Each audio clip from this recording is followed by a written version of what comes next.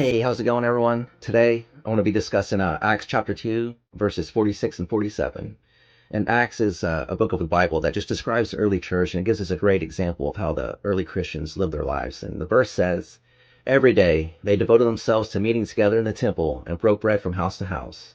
They ate their food with joyful and sincere hearts, praising God and enjoying the favor of all the people. Every day the Lord added to their number those who were being saved."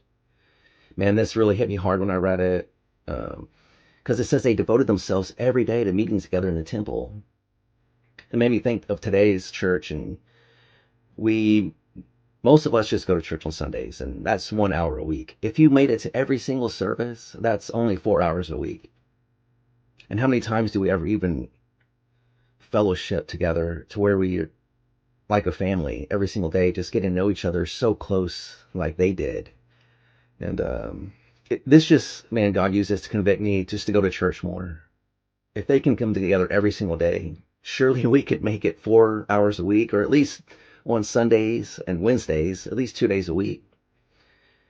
And man, the results of them devoting themselves so much to worshiping the Lord, they were getting, people were being saved every single day and added to the church. The church was just growing every single day. We're lucky to barely see 5 to 10 baptisms a year at our church, and they were having just people every single day just growing like crazy.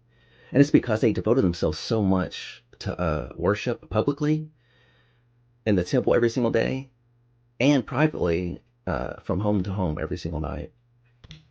This right here, it's one of my favorite memes. It says, it's got a bunch of zebras in a pack, and it shows one off by itself getting chased by the lion. And the one that's getting chased, it says, "I'm a Christian, but I don't need the church." And then it shows the pack together is the church, and Satan is the lion that's pouncing on the one. So this is true in nature.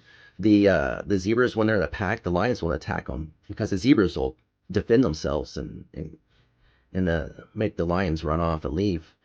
It'll sit and wait just until one of the zebras leaves the pack to go get a drink of water or something by itself, and then that's when that lion will pounce on it.